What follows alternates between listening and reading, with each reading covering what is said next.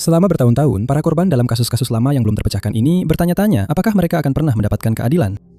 Namun, dalam setiap kasus, penegak hukum terus menelusuri petunjuk dan menggunakan teknologi terbaru untuk akhirnya memecahkan kejahatan tersebut. Nomor 20. 6 tahun setelah perampokan toko perhiasan, polisi berhasil memecahkan kasus lama yang belum terpecahkan itu dengan menggunakan bukti dari 2 pembobolan sebelumnya. Perampokan itu terjadi di Thomas Jewelers di Shepperton pada tanggal 27 Februari 2010. Di tengah malam, seseorang telah membobol toko di Victoria, Australia melalui atap. Sebuah tali digunakan untuk menurunkan pencuri ke dalam toko dan juga digunakan untuk melarikan diri setelahnya. Pemilik toko tiba pagi itu dan menemukan perhiasan senilai lebih dari $192.000 hilang. Tidak ada rekaman CCTV dan polisi pun dibuat bingung. Kasus ini sempat mandek untuk beberapa waktu. Pada tahun 2014, terobosan besar pertama dalam kasus ini terjadi. Untuk alasan yang tidak diungkapkan, polisi menghubungkan kejahatan ini dengan 2 perampokan lain yang terjadi 5 tahun sebelumnya. Pada bulan Maret 2005, seorang pencuri membobol sebuah lokasi kerja di Shepperton. Sekitar $600 dalam bentuk uang dan alat-alat dicuri. Selama perampokan, pencuri itu membongkar mesin penjual otomatis dan mengambil sendiri sekaleng Coca-Cola. Setelah meminum minuman itu, dia meninggalkan kalengnya dan melarikan diri dengan membawa uangnya. Bulan berikutnya, terjadi pembobolan lagi. Kali ini di sebuah toko perkakas. Kali ini pencurinya terluka karena tergores pagar, meninggalkan bukti DNA. DNA dari kedua kasus tersebut memastikan bahwa keduanya saling berhubungan. Pada tahun 2014, polisi menghubungkan perampokan toko perhiasan tersebut. Namun, hubungan itu tidak langsung memecahkan kasusnya. DNA tersebut tidak cocok dengan apapun di dalam basis data. Polisi hanya bisa berharap pelaku kejahatan itu akan beraksi lagi dan tertangkap basah. Pada tahun 2016, polisi mengetahui bahwa hal itu sudah terjadi. Sekitar waktu yang sama ketika ketiga kasus itu dihubungkan, Alex William Laycock yang berusia 30 tahun dijatuhi hukuman penjara karena perampokan bank bersenjata. Sebagai bagian dari hukumannya, dia menyerahkan sampel DNA. Butuh waktu untuk sampel itu diserahkan, tetapi pada tahun 2016, polisi telah menghubungkannya dengan 3 kasus yang belum terpecahkan itu.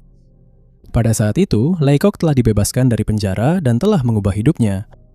Dia melakukan perampokan itu untuk membiayai kebiasaan memakai zat terlarang dan berhasil berhenti. Dia mengaku melakukan perampokan itu dan dijatuhi hukuman penjara dengan sebagian masa hukuman ditangguhkan. Nomor 19.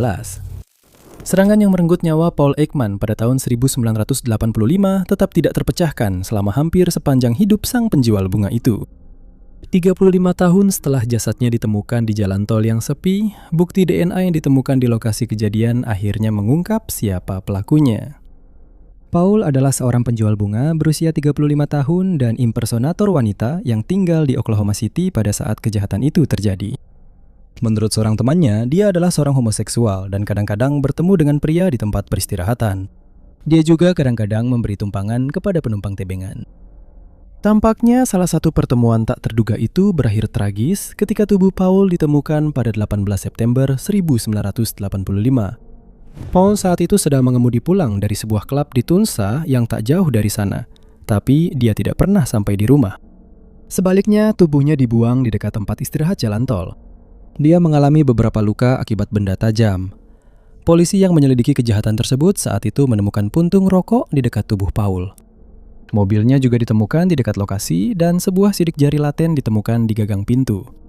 Karena tidak ada tersangka dan tidak ada kecocokan untuk barang bukti, kasus ini menjadi kasus dingin. Selama bertahun-tahun, keluarga Paul terus berjuang mencari jawaban. Kasus dinginnya adalah salah satu dari 52 kasus yang ditampilkan pada setumpuk kartu remi yang dibagikan di penjara, dengan harapan salah satu narapidana mengenali kasus tersebut dan memberikan jawaban.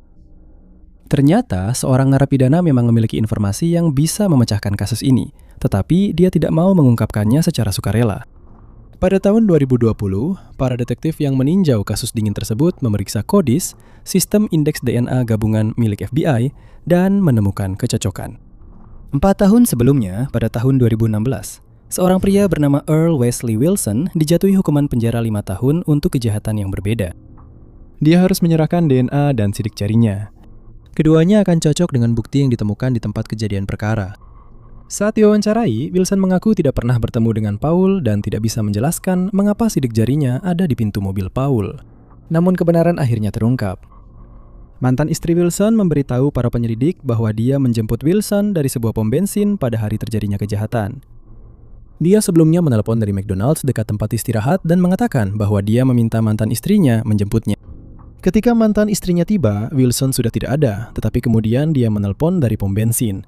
Dia mengatakan bahwa dia mendapat tumpangan dari seseorang, tetapi pengemudinya melakukan sesuatu yang tidak disukai Wilson, jadi Wilson menyerangnya. Dia mengaku bahwa dia tidak tahu apakah pria itu masih hidup. Wilson akhirnya mengaku telah menghilangkan nyawa Paul dan dijatuhi hukuman penjara 20 tahun. Nomor 18. Pada pukul 13.35 tanggal 3 Maret 2003, Letnan Jeff Green mencoba melakukan apa yang ia kira sebagai pemeriksaan lalu lintas rutin di Watauga, Texas. Penjahat itu sebenarnya adalah perampok bank yang sedang mencoba melarikan diri setelah berhasil melakukan aksinya.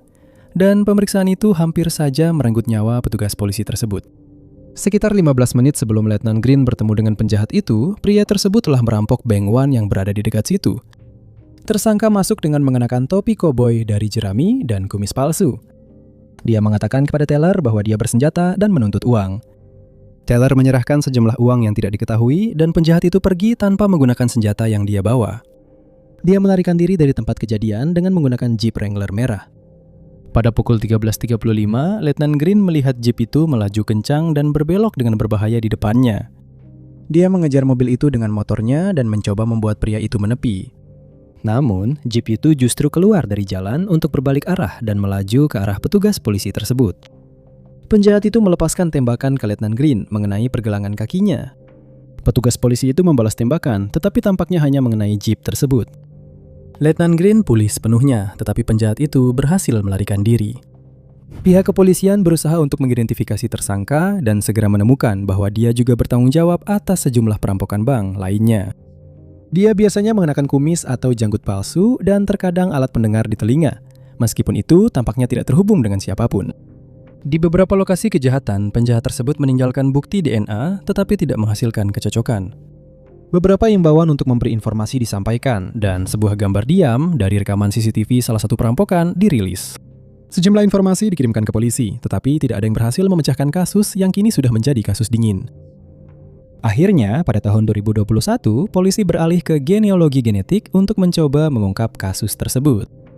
Dengan menggunakan alat tersebut, mereka berhasil mengidentifikasi Mark Allen Long sebagai tersangka.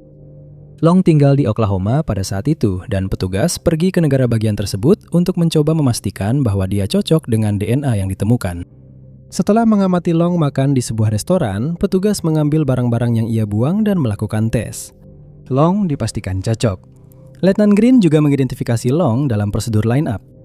Sebelum Long bisa ditangkap, ia meninggal dunia pada bulan April 2022, tetapi kasus yang lama belum terpecahkan ini akhirnya terpecahkan. Nomor 17. Lisa Holstead terakhir kali terlihat masih hidup pada dini hari tanggal 12 Agustus 1986. Dia dan pacarnya, John Sott, sedang dalam perjalanan pulang dari acara keluarga ketika mereka bertengkar dan Lisa keluar dari mobil. Beberapa jam kemudian, tubuhnya ditemukan. Butuh waktu 36 tahun lagi sebelum kasus ini terpecahkan. John dan Lisa tinggal bersama di daerah Green Bay, Wisconsin pada saat itu. Lisa adalah seorang ibu dari seorang putra berusia 5 tahun, Jeremy, yang malam itu sedang menginap bersama keluarga. Jadi pasangan muda itu tidak terburu-buru untuk pulang ke rumah. Sekitar pukul 2.30 pagi ketika Lisa keluar dari mobil John saat mereka bertengkar. Mereka berada sekitar 1 mil dari apartemen mereka, tapi Lisa bilang dia akan berjalan kaki. Lisa tidak pernah sampai di rumah, dan ketika dia masih belum ditemukan keesokan paginya, John menelepon ibu Lisa lalu melaporkan pacarnya hilang. Hanya beberapa jam kemudian, para pekerja konstruksi menemukan tubuh Lisa di area rawa-rawa yang sekarang dikenal sebagai Taman Alam King Canyon. Ada bekas ban di dekat tubuhnya dan kemudian ditemukan bahwa blus miliknya sendiri telah digunakan untuk merenggut nyawanya. John awalnya menjadi tersangka dalam penyelidikan. Cara mereka berpisah tampak mencurigakan. John terus-menerus membantah keterlibatannya dalam kasus ini dan tidak pernah ada bukti yang menunjukkan bahwa dia mengambil nyawa Lisa. Namun dia tetap menjadi sosok yang masuk perhatian penyidik. DNA ditemukan dari tubuh Lisa, tetapi saat itu tidak banyak yang bisa dilakukan dengan DNA tersebut. Kasus Lisa segera menjadi kasus dingin. Kasus ini ditampilkan di acara-acara seperti Crime Stoppers pada tahun-tahun setelah Lisa meninggal, dan ada beberapa petunjuk baru yang dilaporkan ke polisi, tetapi tidak ada satupun petunjuk yang membuahkan hasil. Selama bertahun-tahun, polisi di Green Bay terus meninjau kembali kasus ini, bertekad untuk mendapatkan keadilan bagi Lisa. Orang-orang diwawancarai ulang dan barang bukti diperiksa kembali, tetapi baru pada tahun 2018, teknologi muncul yang memungkinkan polisi akhirnya menutup kasus ini. DNA yang ditemukan di tempat kejadian perkara diajukan untuk pengujian genealogi genetik. Profil tersangka dibuat dan pohon keluarga pun mulai terungkap. Seorang pria bernama Lou Griffin muncul sebagai tersangka potensial. Griffin pindah ke daerah Green Bay sebulan sebelum Lisa meninggal dan bekerja sebagai sopir truk. Dia juga memiliki riwayat kekerasan, terutama terhadap perempuan. Detektif membuntuti Griffin dan mengumpulkan kaleng bir serta puntung rokok yang telah dia buang. DNA dari keduanya cocok dengan yang ditemukan di tempat kejadian perkara. Saat awal diwawancarai, Griffin mengaku tidak mengenal Lisa. Ketika dihadapkan dengan bukti DNA, dia mengakui bahwa dia mungkin pernah bertemu dengan Lisa pada malam saat dia meninggal. Tetapi dia mengaku sedang minum alkohol dan menggunakan zat terlarang malam itu. Griffin ditangkap dan diadili, namun pada Januari 2023, ia mengaku bersalah atas kematian Lisa karena tindakan ceroboh. Nomor 16. Ketika Ray Joe Clark yang berusia 49 tahun kehilangan nyawanya pada Februari 1981, kasus ini menjadi sangat penting bagi kantor Sheriff Washington County. Itu karena Joe adalah salah satu dari mereka sendiri, seorang letnan yang telah bekerja di kepolisian selama 14 tahun. Pada tahun 2016, pria yang bertanggung jawab atas kasus lama yang belum terpecahkan ini akhirnya dinyatakan bersalah. Joe adalah seorang polisi yang taat aturan dan disukai hampir semua orang di kantor sheriff. Pada saat kejahatan terjadi, dia memimpin upaya melawan geng-geng yang menjual zat ilegal di daerah Marietta, Ohio. Pada tanggal 7 Februari 1981, dia melakukan wawancara dengan media lokal tentang upaya membersihkan daerah tersebut, lalu menghabiskan hari bersantai bersama istrinya, Patricia. Malam itu, pasangan tersebut sedang menonton pertandingan bola basket ketika Joe bangkit untuk mengambil beberapa camilan. Ketika dia pergi ke dapur, sebuah peluru ditembakkan melalui jendela belakang dan mengenai Joe. Dia meninggal karena luka tersebut. Polisi segera memulai pencarian terhadap penjahat yang bertanggung jawab. Diduga bahwa pekerjaan Joe memberantas kejahatan terkait zat terlarang telah membuatnya menjadi target. Selain itu, seorang pengedar tingkat rendah juga dihabisi malam itu. Polisi mewawancarai anggota masyarakat yang terlibat dalam kejahatan semacam itu. Mereka berhasil menemukan orang yang bertanggung jawab atas pembunuhan pengedar itu, tapi tidak ada yang tahu apa-apa tentang Joe.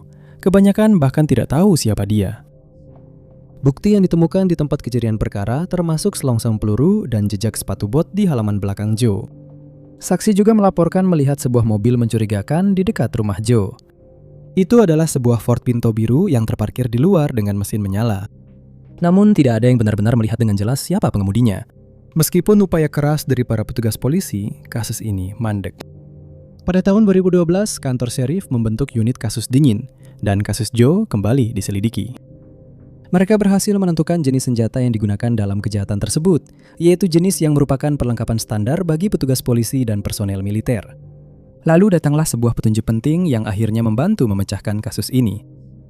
Beberapa tahun sebelum kejahatan itu terjadi, Joe telah memimpin penyelidikan terhadap salah satu rekannya, Deputi Mitchell Rubble, yang telah menyerang seorang tersangka pencurian untuk mendapatkan pengakuan darinya. Rubble dipecat dari kepolisian dan sangat membenci Joe secara khusus. Rubble memiliki alibi untuk malam terjadinya kejahatan mengerikan itu. Dia bersama seorang temannya, Bob Smithburger. Smithburger awalnya membenarkan alibi tersebut, tetapi setelah diberikan kekebalan hukum, dia mengaku telah mengantar Rubble ke rumah Joe dan menunggu di luar, sementara Rubble menghabisi nyawa Joe.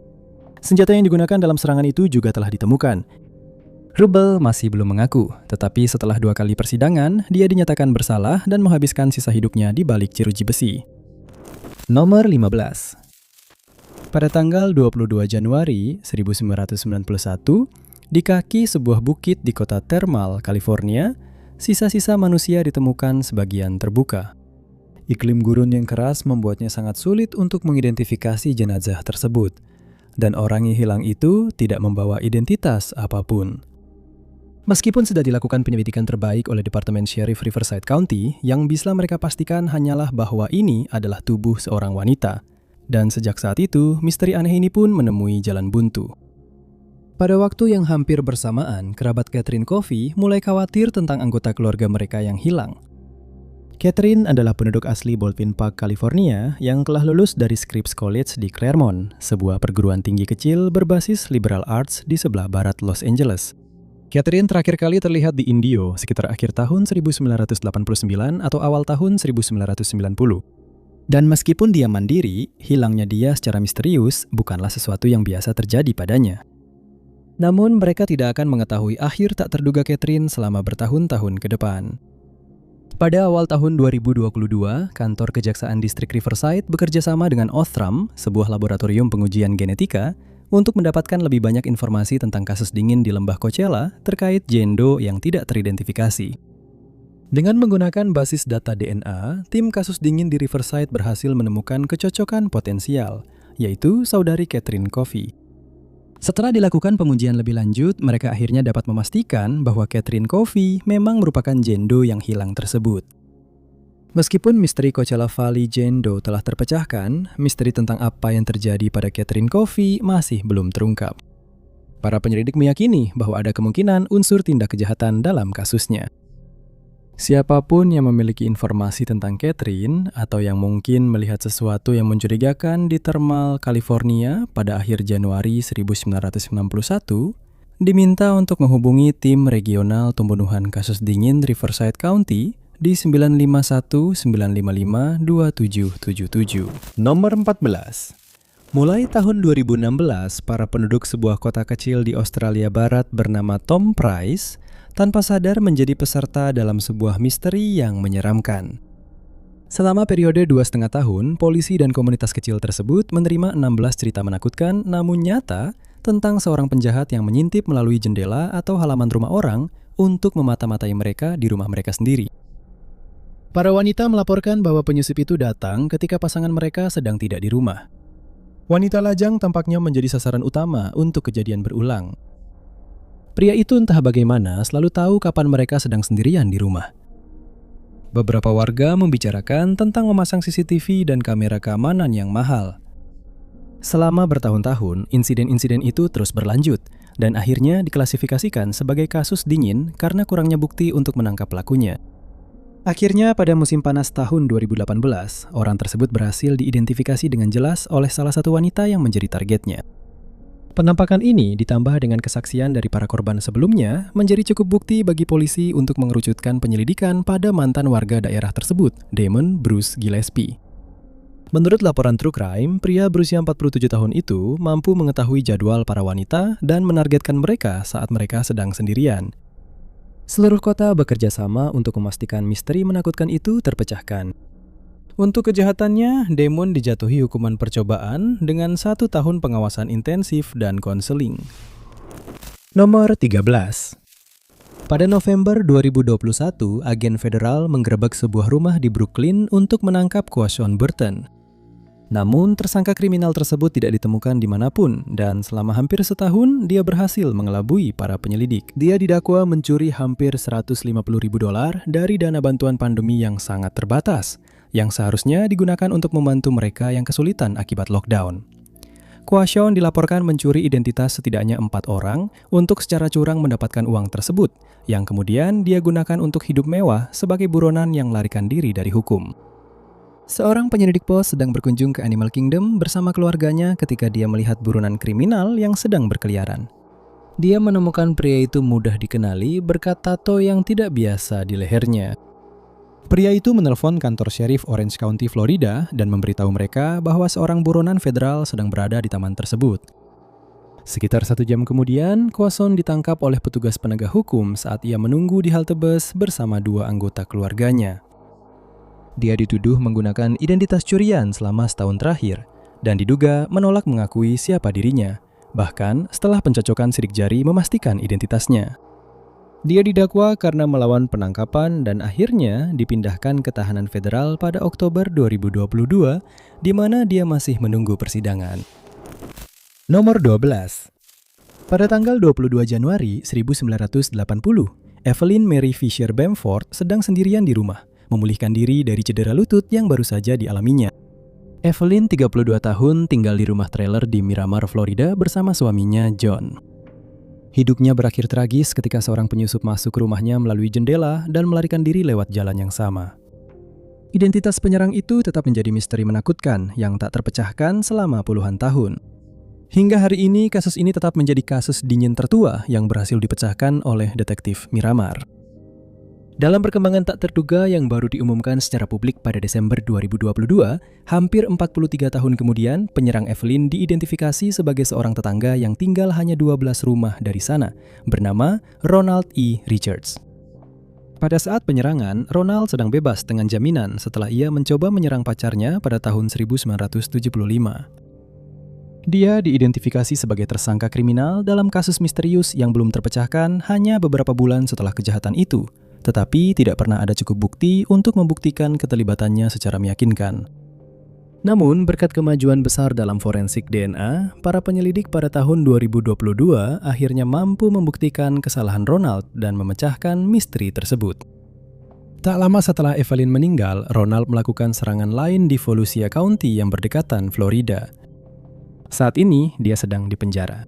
Polisi meyakini bahwa masih ada lebih banyak kisah kejahatannya di luar sana, dan mereka terus menyelidiki untuk mencari bukti baru. Nomor 11. Ketika Kara Robinson berusia 15 tahun, dia sedang menyiram tanaman di halaman depan rumah temannya saat dia mendapati dirinya menatap ke arah moncong senjata dan dipaksa masuk ke mobil seorang pria. Selama 18 jam berikutnya, sementara orang-orang yang dicintainya menghadapi misteri menakutkan tentang hilangnya Kara, dia disekap oleh seseorang yang lebih dari sekedar orang menakutkan. Dia adalah seorang pembunuh berantai. Pada tanggal 24 Juni 2002, Kara sedang mengunjungi rumah sahabatnya, Heather.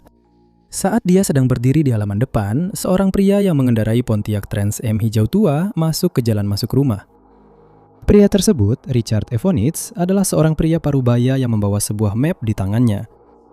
Kara menggambarkannya sebagai orang yang biasa saja, dan ketika dia mendekatinya, Kara sama sekali tidak merasa khawatir. Dia mengatakan bahwa dia sedang berada di lingkungan itu untuk membagikan majalah dan bertanya apakah orang tua Kara ada di rumah. Ketika Kara memberitahunya bahwa itu bukan rumahnya dan orang tua Heather juga tidak ada di rumah, saat itulah Richard menyerang. Dia melangkah maju seolah-olah akan memberikan majalah kepada Heather, tetapi malah mengeluarkan senjatanya dan memerintahkan Heather untuk masuk ke dalam kotak penyimpanan plastik di kursi belakang mobilnya. Setelah beberapa saat, Richard menepi dan memasangkan borgol pada Kara serta menutup mulutnya. Dia kemudian membawanya ke apartemennya yang penuh dengan barang bukti dari tempat kejadian perkara. Dalam kisah nyata yang aneh tapi menakutkan, Kara yang bertekad untuk melarikan diri berhasil mengetahui nama Richard dengan membaca surat-suratnya. Berpikir cepat, dia juga menghafal penampilan Richard serta nama dokter dan dokter giginya dari magnet yang ditempelkan di kulkas.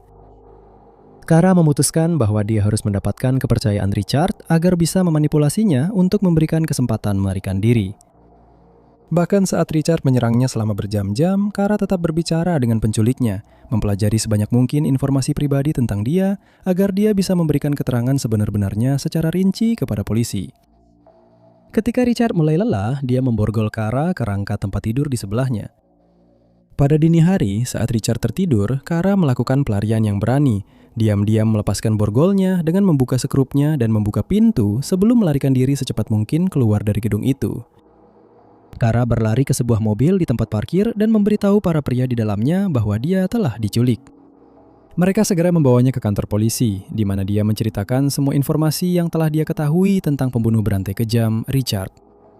Pada saat para penyelidik menggerebek apartemennya, pembunuh berantai itu telah lolos dari keadilan dan masih berkeliaran. Di dalam sebuah peti terkunci, Richard menyimpan guntingan koran tentang wanita-wanita muda yang mengalami akhir tak terduga dalam 5 tahun terakhir, serta catatan tulisan tangan tentang 3 gadis, Sofia Silva, Katie Lisk, dan Kristen Lisk. Richard dengan cepat menjadi tersangka utama dalam kasus-kasus yang belum terpecahkan ini. Para penyelidik berhasil melacaknya ke Sarasota, Florida, di mana ia berencana untuk bertemu dengan saudara perempuannya. Setelah pengejaran berkecepatan tinggi di jalan raya, Richard berhasil dikepung oleh polisi dan akhirnya mengakhiri hidupnya sendiri daripada menghadapi keadilan yang seharusnya ia terima. Namun, pelarian berani Kara dan kemampuan berpikir cepatnya tidak hanya menyelamatkan dirinya sendiri, tetapi juga memberi kelegaan bagi keluarga Sofia, Katie, dan Kristen secara efektif memecahkan 3 kasus lama yang belum terpecahkan. Saat ini, Kara adalah seorang pembicara dan penyelidik di lembaga penegak hukum. Menurut situs web pribadinya, dia percaya bahwa dia selamat dan membawa sejarah kelam ini untuk menyebarkan harapan dan dorongan kepada para penyintas lainnya, serta menunjukkan kepada mereka bahwa mereka tidak sendirian dalam kisah horor nyata mereka. Nomor 10. Lahir dan dibesarkan dalam sistem keluarga yang tidak konvensional dan disfungsional, Catherine Knight mengalami ayah yang pemabuk dan suka kekerasan, serta ibu yang menolak untuk melawan ayahnya dan anggota keluarga laki-laki lainnya. Dan sebagai gantinya, Barbara Rowan malah menyuruh putri-putrinya untuk bertahan saja dan berhenti mengeluh. Pola asuh seperti ini sudah pasti memberikan dampak psikologis pada semua anak, dan Knight adalah salah satu yang paling terdampak. Saat dia di sekolah menengah, dia dicap sebagai penyendiri dan perundung yang suka mengintimidasi murid-murid yang lebih kecil. Pada suatu waktu, dia bahkan pernah menyerang seorang anak laki-laki di sekolah dengan senjata. Namun ketika tidak sedang dalam keadaan marah, Knight adalah murid teladan yang berprestasi dan mendapatkan penghargaan atas perilaku baiknya. Namun, sebanyak apapun pendidikan yang didapatkannya, tidak bisa menghilangkan kekerasan yang terpendam dalam pikirannya. Kekerasan yang akan terus mengikutinya hingga dewasa. Saat dewasa, Knight pindah ke Aberdeen, New South Wales, di mana dia dikenal sebagai pekerja pengolahan daging yang terampil. Sebagian besar waktu, dia mempertahankan reputasi ini. Namun, dia juga dikenal sangat mudah marah. Kemarahan itu muncul dalam pernikahan pertamanya, ketika dia memecahkan tengkorak suaminya dengan wajan setelah terjadi pertengkaran. Dia juga pernah menggunakan gunting terhadap pasangan lainnya. Tanda-tanda peringatan sudah jelas, tetapi pasangan-pasangan yang bersamanya setelah itu tidak mengindahkannya. Pada tahun 1995, John Price dan Catherine Knight mulai tinggal bersama, dengan Price yang sudah memiliki 3 anak sendiri yang tampaknya langsung akrab dengan pacar barunya itu. 3 tahun dalam hubungan mereka, pasangan itu bertengkar karena Price menolak menikahi Knight, dan sebagai balasannya, dia merekam barang-barang yang diduga dicuri pasangannya dari tempat kerja dan mengirimkannya ke bosnya. Setelah 17 tahun bekerja di sana, dia dipecat. Pada hari yang sama, dia mengusir pacarnya dari rumah, namun beberapa bulan kemudian mereka kembali menjalin hubungan. Namun, pertengkaran tetap berlanjut sehingga banyak teman Price yang memilih menjauh darinya. Tetangga dan rekan kerja tidak melihat drama seperti itu dan tidak ada yang menduganya juga. Namun, Knight sering melakukan kekerasan dan bahkan pernah menyerang pasangannya dengan benda tajam, yang akhirnya membuatnya mendapat perintah larangan mendekat. Meskipun semua itu terjadi, mereka kembali berdamai lagi. Pada tahun 2000, Price telah mulai bekerja di tempat baru, dan pada bulan Maret, semuanya berakhir dengan sebuah tindakan dramatis terakhir. Pada tanggal 29 Februari tahun itu, Price memberitahu rekan kerjanya bahwa jika dia tidak masuk kerja keesokan harinya, mereka harus menghubungi polisi. Pada pukul 6 pagi tanggal 1 Maret, para tetangga mulai khawatir ketika melihat mobil pria itu masih terparkir di jalan masuk rumah. Dan ketika dia tidak muncul di tempat kerja, rekan-rekannya mulai mencarinya. Baik rekan kerja maupun tetangga mencoba menarik perhatian pemilik rumah, tetapi pintu depan yang bernoda merah membuat mereka memutuskan untuk menghubungi polisi. Setibanya di rumah itu, petugas polisi mendobrak pintu tanpa mengetahui pemandangan mengerikan yang akan mereka temui di dalam. Di dalam, Knight berada dalam kondisi koma yang disebabkan oleh dirinya sendiri setelah menelan sejumlah besar pil tidur, dan darah Price telah mewarnai rumah itu dengan warna merah tua yang baru. Penyelidikan lebih lanjut akhirnya menemukan dari mana cairan itu berasal. Tergantung pada kait daging yang baru dipasang, terdapat kulit manusia. Batang tubuh Price yang terbuka ditemukan di ruang tamu tanpa kepala. Para penyelidik yang terganggu oleh pemandangan itu mulai mencari bagian tubuh yang hilang. Di dapur, mereka menemukan meja yang tertata rapi dengan piring berisi kentang panggang, wortel, beet, kubis, labu, saus, dan sajian daging yang bukan berasal dari hewan. Sebuah panci yang masih hangat saat disentuh berada di atas kompor. Tutupnya diangkat dengan ragu-ragu, tetapi ketika para petugas cukup berani untuk mengintip ke dalam, mereka akan menemukan potongan terakhir yang hilang menatap balik ke arah mereka. Saat itu juga, Knight diborgol, ditempatkan di kursi belakang mobil patroli dan dibawa ke sel tahanan, di mana dia menunggu jadwal sidang pengadilan. Pada tahun 2001, dalam persidangan, Knight mengaku bersalah atas pembunuhan dan hukuman yang dijatuhkan setelahnya akan mencatat sejarah di Australia. Catherine Knight adalah wanita pertama di Australia yang pernah menerima hukuman penjara seumur hidup tanpa kemungkinan pembebasan bersyarat dan tidak akan pernah melihat cahaya matahari lagi. Nomor 9. Pagi itu tanggal 12 April 2022, kekacauan besar mengganggu kehidupan di kota New York. Mulai pukul 8.24 pagi hari itu, selama 29 jam, pencarian besar-besaran di seluruh kota pun dilakukan. Pihak berwenang mencari seorang pria yang telah melakukan kejahatan nekat di siang bolong. Pria yang mereka cari adalah seorang Afrika Amerika, bertubuh besar, berkepala botak, dan memiliki lingkaran hitam di bawah matanya. Pada tanggal 13 April pukul 1 siang, polisi akhirnya menerima informasi yang telah lama ditunggu-tunggu yang akan membantu menangkap penjahat dan menegakkan keadilan. Informasi itu datang dari sebuah McDonald's di East Village dan penelponnya tidak lain adalah tersangka itu sendiri, Frank Robert James yang berusia 62 tahun. Tak lama setelah memberitahu penegak hukum tentang lokasinya, James berjalan santai menjauh. Keesokan harinya, pada pukul 13.40, petugas patroli NYPD menemukan tersangka mereka di sudut St. Mark Place dan First Avenue. Dia diborgol dan dikawal ke penjara. Apa yang dilakukan James pada hari naas itu sungguh sangat mengkhawatirkan. Hal itu menyoroti betapa pentingnya pengendalian senjata api. Itu juga membuat para penumpang reguler trauma. Banyak di antara mereka yang kemudian mencari cara alternatif untuk pergi bekerja.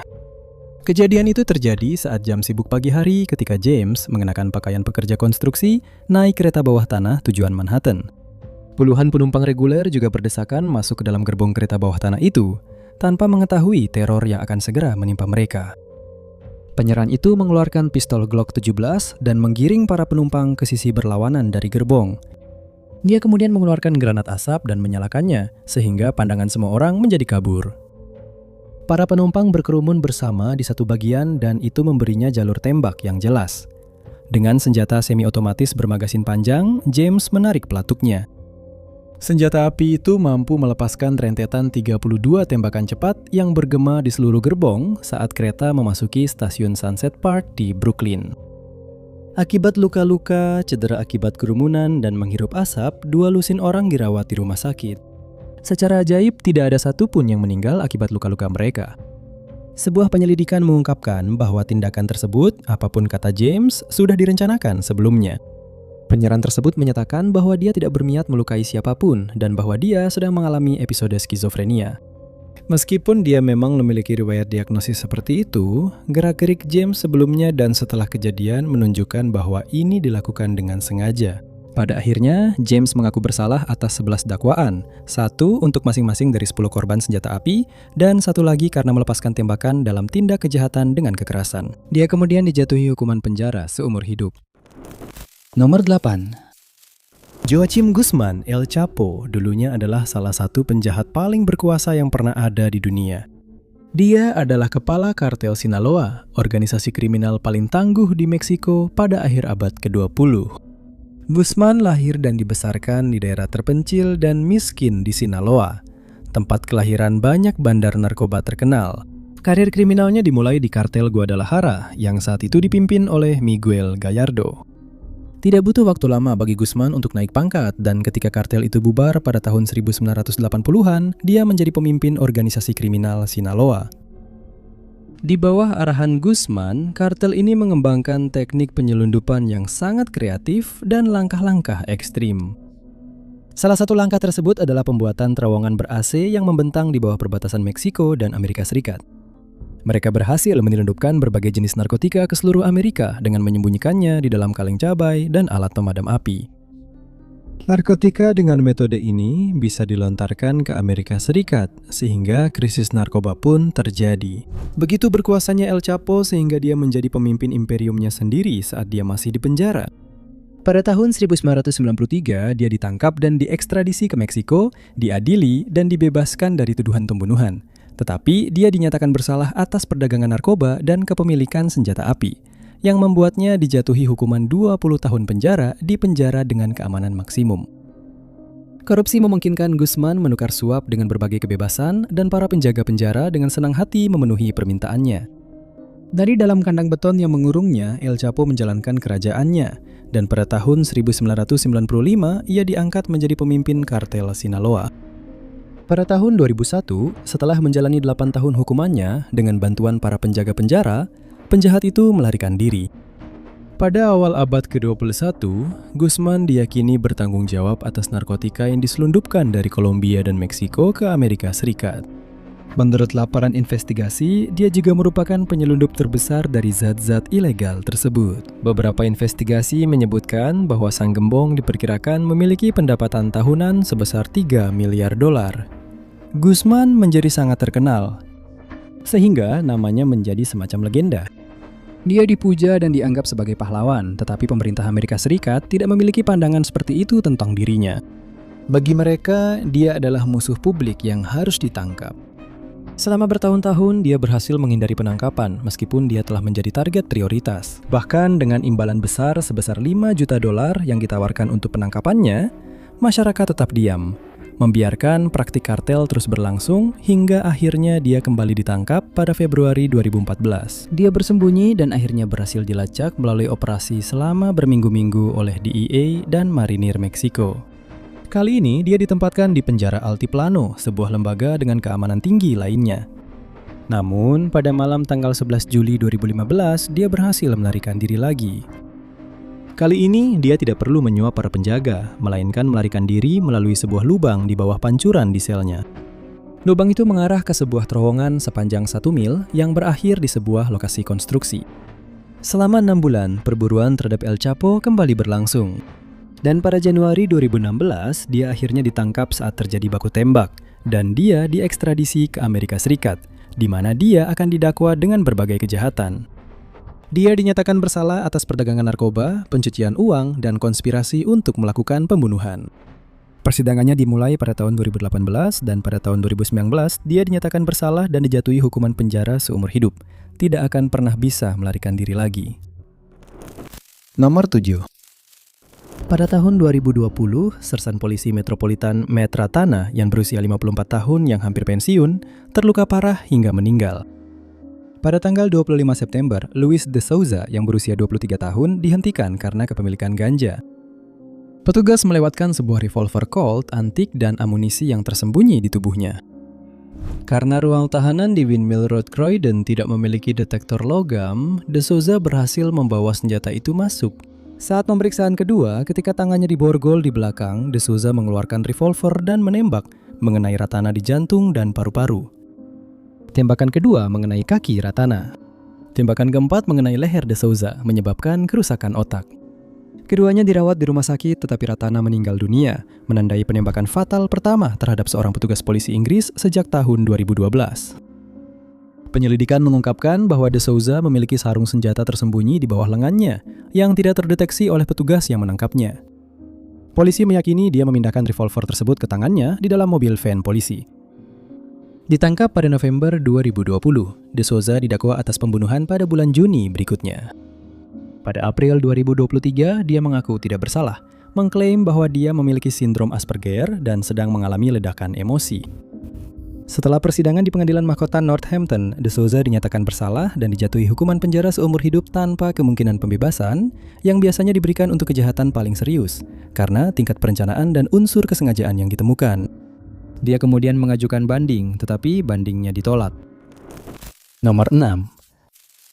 Lahir di Brooklyn pada tahun 1960 dari ayah seorang eksekutif periklanan dan ibu seorang penari ballroom, Keith Rainier tidak mengikuti jejak salah satu dari mereka.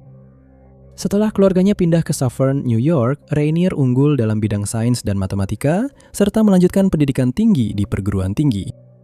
Setelah kuliah, dia bekerja sebagai programmer komputer dan konsultan sebelum mendirikan perusahaannya sendiri yang bernama Consumer Byline. Namun, ketika regulator menyelidiki bisnis tersebut, mereka menemukan bahwa itu adalah skema piramida dan Rainier diwajibkan membayar denda. 8 tahun kemudian, pada tahun 1998, dia mendirikan Executive Success Programs, yang kemudian dikenal sebagai Nexia, sebuah perusahaan yang nantinya akan dikaitkan dengan kejahatan kekerasan. Program ini awalnya dimulai sebagai program pelatihan eksekutif dan pengembangan diri, tetapi dengan cepat berubah menjadi sesuatu yang jauh lebih mengganggu. Tersembunyi di dalam perusahaan tersebut ada sebuah subgrup yang dikenal sebagai Dominus Obsequious Sororium atau DOS, sebuah sekte rahasia di mana Rainier menyamar sebagai guru pengembangan diri, menyebut dirinya sebagai Vanguard. Mereka yang bergabung dengan perusahaan tanpa curiga akan dimanipulasi dan dikendalikan oleh Rainier, dan pada akhirnya menjadi bagian dari para pengikutnya. Perkumpulan rahasia tersebut memimpin proses pemberian cap pada tubuh perempuan dengan Rainier menandatangani inisialnya di tubuh mereka. Tindakan ini saja sudah cukup menegaskan betapa berbahayanya organisasi kultus seperti itu. Penyalahgunaan kekuasaan, manipulasi, dan pelecehan disembunyikan di balik kedok pengembangan diri. Namun, sedikit yang tahu kengerian apa yang sebenarnya mereka hadapi. Selain persyaratan aneh berupa pemberian cap pada tubuh, para wanita juga dipaksa untuk merekam pengakuan palsu dan memberikan foto-foto vulgar kepada organisasi yang bisa digunakan sebagai alat pemerasan jika mereka memilih untuk menjadi pelapor. Selama beberapa tahun berikutnya, perempuan dari berbagai usia akan terjerat ke dalam sekte tersebut. Banyak di antaranya yang diperdagangkan dan dipaksa melakukan tindakan-tindakan yang diinginkan oleh Vanguard. Hukuman fisik dan psikologis mendominasi sekte tersebut biasanya dijatuhkan kepada para pembangkang. Dari tahun 1998 hingga 2017, kejahatan Rainier terus berlanjut, sampai beberapa korban dan mantan anggota akhirnya membongkar rahasia tersebut. Segera setelah itu, penyelidikan diluncurkan, dan pada tahun itu, jurnalis investigasi melaporkan keberadaan DOS, serta menyoroti kekejaman yang terjadi di dalamnya. Artikel-artikel membahas tentang pemberian cap pada tubuh, diet paksa, dan perbudakan.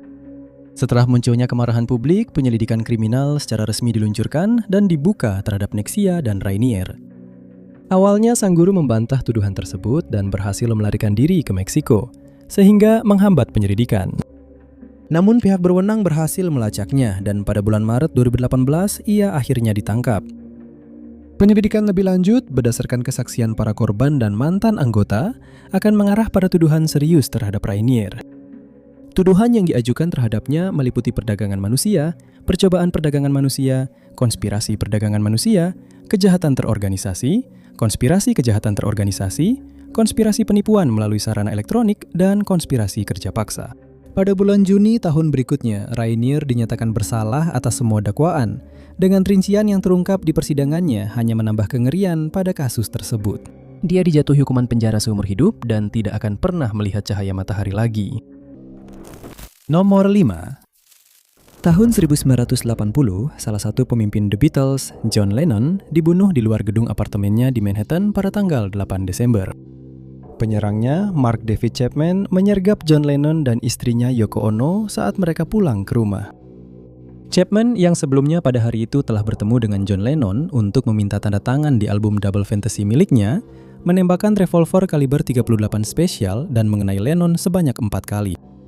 Chapman tidak melarikan diri, melainkan duduk di dekat situ untuk membaca The Catcher in the Rye.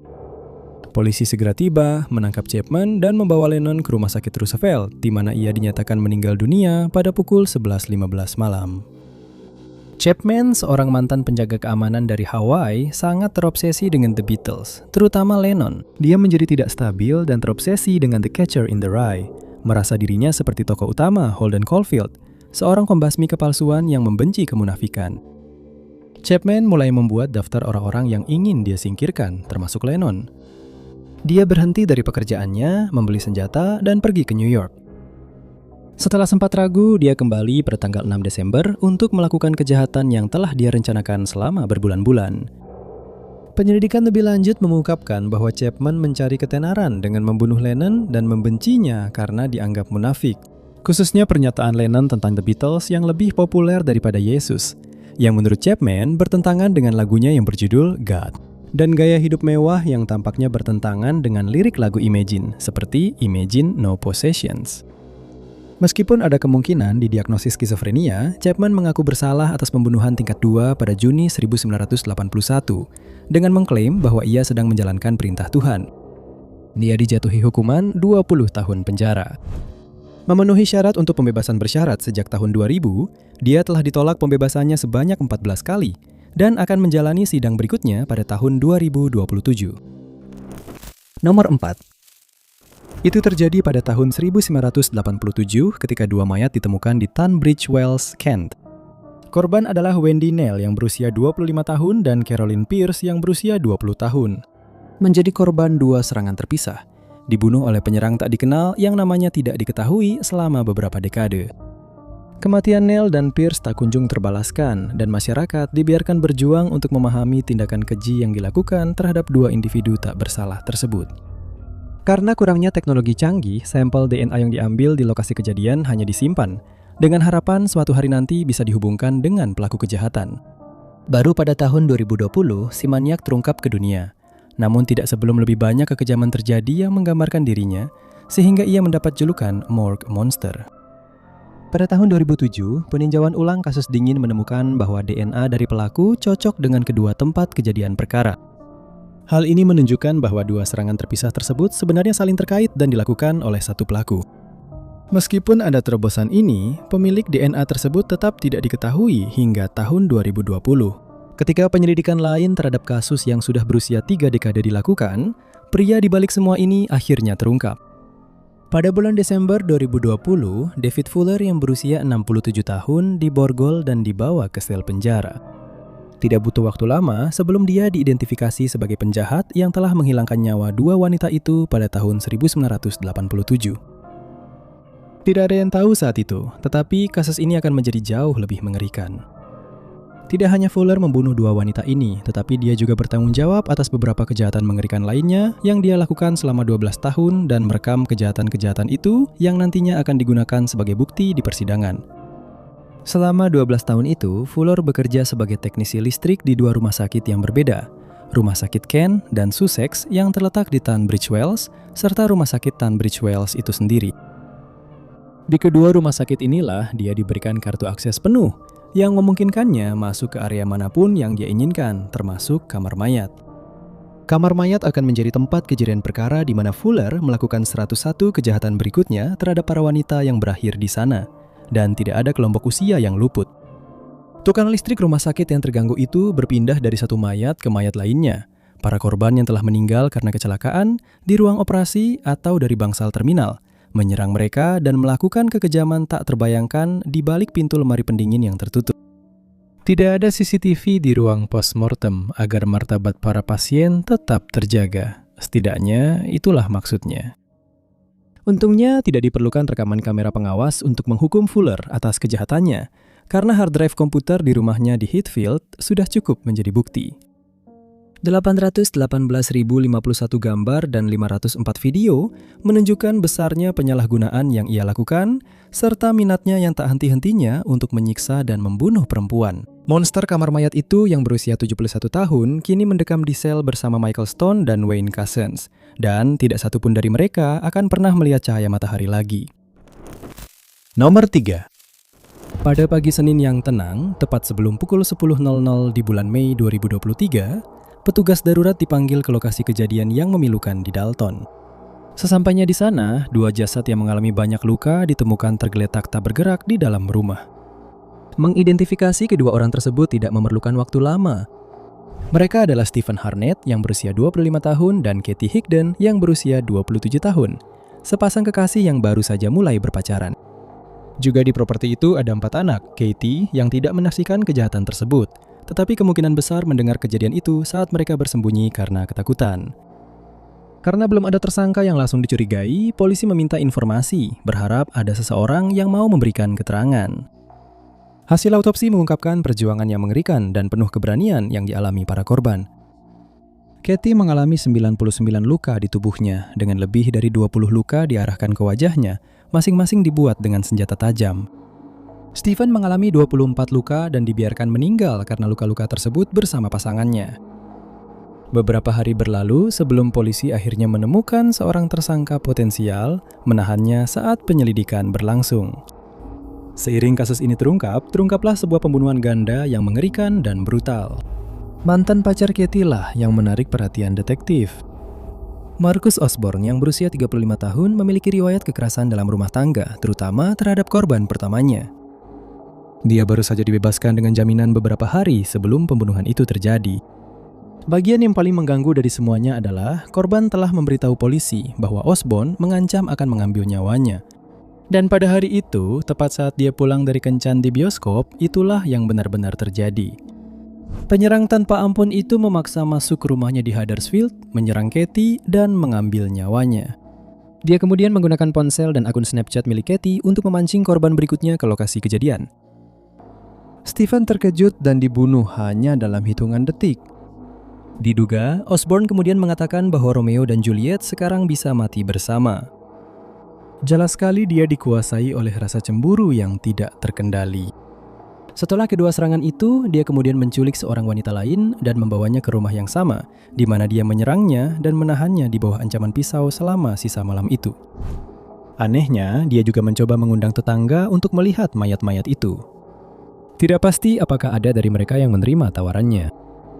Osborn diketahui memiliki beberapa vonis lain atas tindak kekerasan terhadap dua mantan pasangannya yang lain. Pada bulan Maret 2024, Osborn mengaku bersalah atas 2 tuduhan pembunuhan tingkat pertama, 1 tuduhan penyerangan, dan 1 lagi penahanan secara tidak sah.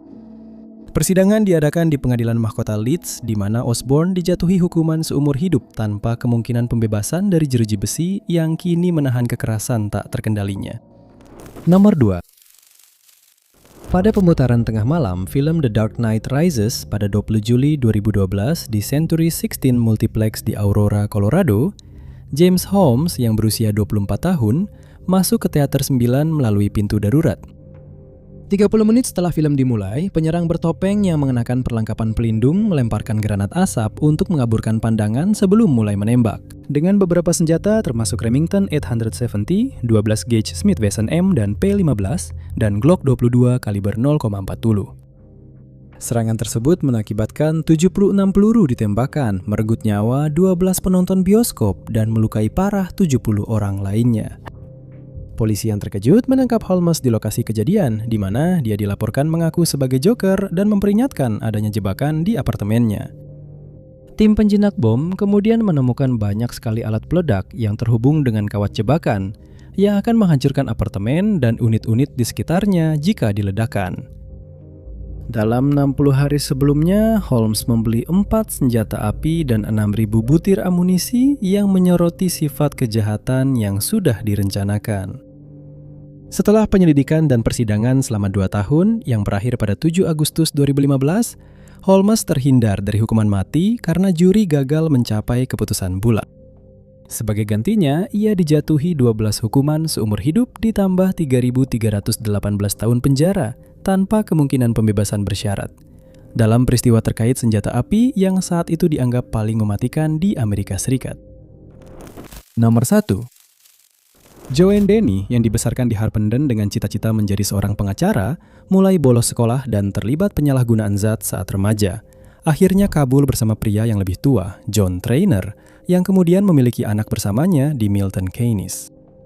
Hubungan mereka menjadi semakin kacau karena perselingkuhan Joanne yang berulang kali. Seringnya ia menghilang dan kekerasan yang semakin meningkat, termasuk membawa belati dan mengungkapkan keinginan untuk membunuh. Trainer melarikan diri bersama anak-anak mereka pada tahun 2009, yang menyebabkan Denny terlibat dengan sistem peradilan pidana dan kesehatan jiwa. Didiagnosis pada tahun 2012 dengan gangguan kepribadian antisosial dan gangguan psikiatri lainnya, Denny menjadi ganas dan tak terduga. Dalam rangkaian pembunuhan selama 10 hari dari 19 hingga 29 Maret 2013, dia secara fatal menikam 3 pria di Peterborough. Pengembang properti Kevin Lee yang memiliki hubungan asmara dengannya, warga negara Polandia Lukas Labosewski, dan teman serumahnya John Chapman. Dijuluki sebagai pembantai parit, Denny ditangkap pada 2 April 2013 dan dinyatakan bersalah pada bulan November tahun itu. Selain 3 pembunuhan, dia juga menghadapi 2 dakwaan percobaan pembunuhan karena secara acak menyerang 2 pria di Hereford, kejahatan yang dia gambarkan sebagai menggoda dan menyenangkan. Dia mengaku bersalah atas semua tuduhan, mengakui bahwa dia secara khusus menargetkan pria dan diduga berniat mengakhiri hidup setidaknya 9 orang demi hiburan. Meskipun memiliki gangguan mental, Denny dijatuhi hukuman seumur hidup tanpa kemungkinan bebas di Old Bailey, memastikan dia tidak akan pernah dibebaskan, menjadikannya wanita ketiga di Inggris yang menerima hukuman ini. Saat ini dia di penjara Low Newton. Terima kasih banyak sudah menonton. Jika kalian suka video ini, jangan lupa tekan tombol suka. Jangan lupa juga untuk berlangganan dan klik lonceng notifikasinya agar tetap mengikuti semua unggahan kami selanjutnya. Tapi nama saya Top 5 Unknowns dan saya akan bertemu kalian di video berikutnya.